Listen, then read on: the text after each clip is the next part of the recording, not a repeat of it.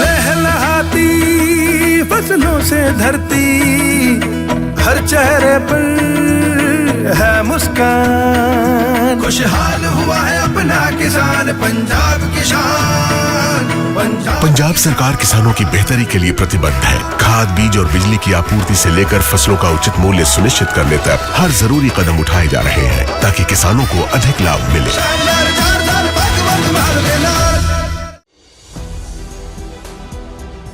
दोस्तों, ईरान का इजराइल के सबसे बड़े पावर प्लांट पर घातक हमला।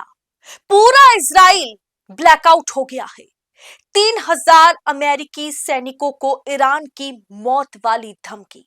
बताऊंगी क्या है पूरी खबर, तो आखिर तक वीडियो में बने रहे। नमस्कार, मैं हूं आपके साथ अदिति और आप 4 PM न्यूज नेटवर्क देख रहे हैं। दोस्तों, ईरान का इजराइल के सबसे बड़े पावर प्लांट पर मिसाइल से घातक हमला और साथ ही अमेरिका के जो 3000 वायु सैनिक हैं, उन पर किसी भी समय घातक हमला हो सकता है, ऐसा धमकी जो है वो ईरान देता हुआ नजर आ रहा है। दरअसल ईरान और इजराइल के बीच जारी संघर्ष अब एक ऐसे खतरनाक मोड़ पर आ पहुंचा है जहां दावों और प्रतिदावों की जंग तेज हो गई है। ताजा रिपोर्ट के अनुसार ईरान ने इजराइल के जो हेडरा है उसमें ओरट राबिन पावर स्टेशन को निशाना बनाया। यह इजराइल का सबसे बड़ा कोयला आधारित बिजली प्लांट है। कई मीडिया प्लेटफॉर्म ने इस खबर की पुष्टि भी की है। वीडियोस भी सोशल मीडिया पर वायरल है। जैसे खबर देखिए आपके स्क्रीन पर है।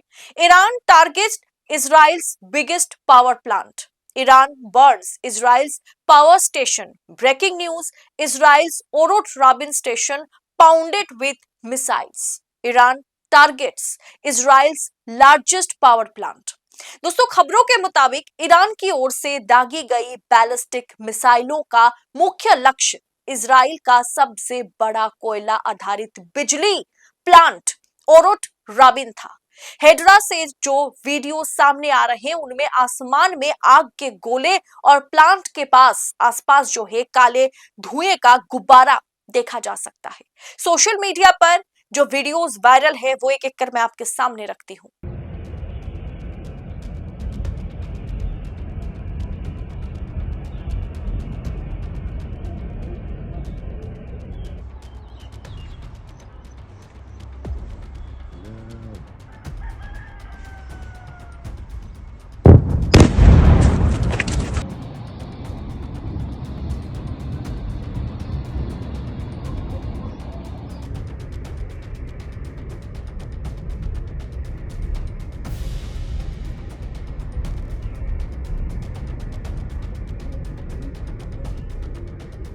दोस्तों, सोशल मीडिया पर या फिर ईरान की ओर से जितने भी सोशल मीडिया अकाउंट्स है उसमें यह दावा किया जा रहा है कि मिसाइलें सीधे अपने लक्ष्य पर लगी है, जिसके कारण इजराइल के कई शहरों में ब्लैकआउट जैसी स्थिति हो गई है। दोस्तों, आज के समय में सत्ता की आंखों में आंखें डालकर पत्रकारिता करना मुश्किल हो गया है। हमारे 4 PM नेशनल यूट्यूब चैनल और फेसबुक चैनल को जिसे आपका प्यार और विश्वास हमेशा से मिलता रहा, उसे बंद करके सरकार ने यह साबित कर दिया कि वो आपके सवालों से कितना डरती है। मुश्किल दौर है, लेकिन हम ना रुके थे और ना ही रुकेंगे।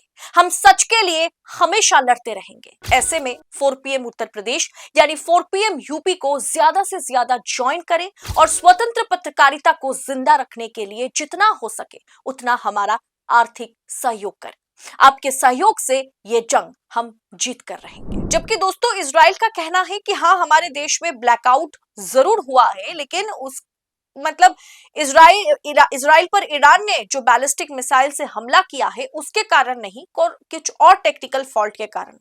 दोस्तों, जंग की इस आग में अब अमेरिका भी सीधे तौर पर कूदता नजर आ रहा है। भले ही अमेरिका ने या डोनाल्ड ट्रंप ने इस बात की जानकारी दी थी सोशल मीडिया पर पोस्ट जारी करते हुए कि 5 दिन के लिए वो ईरान पर किसी तरीके का हमला नहीं करेगा। युद्ध विराम का एक तरीके से ऐलान, या आप कह सकते हैं कि 5 दिन के लिए युद्ध पर वो विराम लगाना चाहते हैं। पेंटागन में मध्य पूर्व में 3000 यानी मिडिल ईस्ट में 3000 से अधिक अमेरिकी एयरफोर्स सैनिकों को तैनात करने की तैयारी में अमेरिका जुटा हुआ है।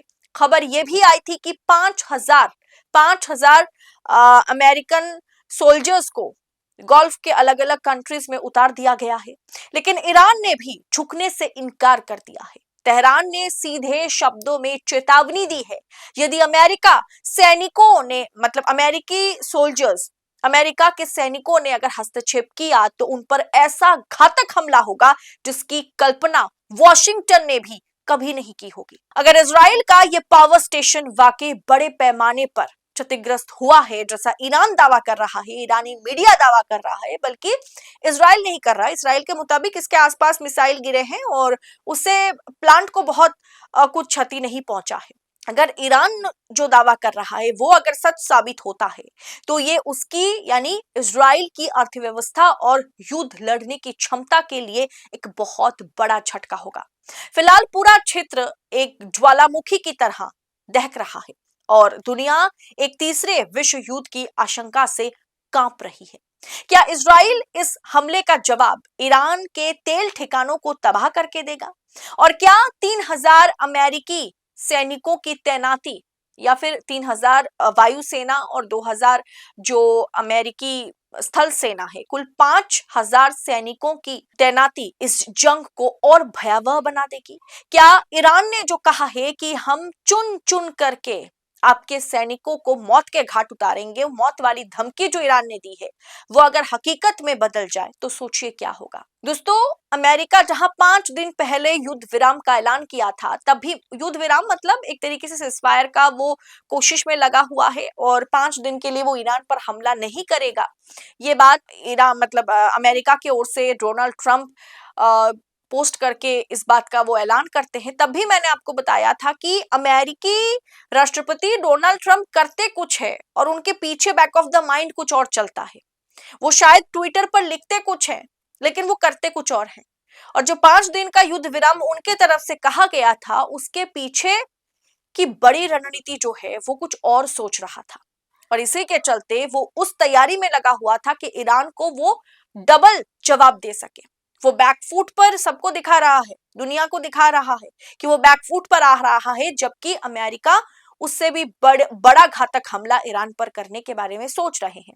अब ईरान के लिए खोने के लिए कुछ है नहीं, ईरान के लिए खोने के लिए अब कुछ है नहीं, इसीलिए उसने सीधी धमकी दे दी है कि अब हमको जरूरत पड़े तो हम अमेरिकी सैनिकों को भी मौत के घाट उतारेंगे। आखिर स्थिति किस ओर जा रही है समझ पाना बेहद मुश्किल है।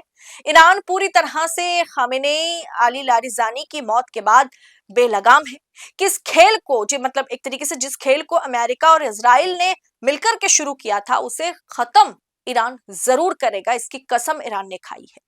फिलहाल दोस्तों, इस अपडेट पर आपकी राय क्या है कमेंट बॉक्स में हमें बताइएगा और ऐसी तमाम खबरों को यूं ही पड़ताल के साथ पाने के लिए 4 PM के साथ बने रहें।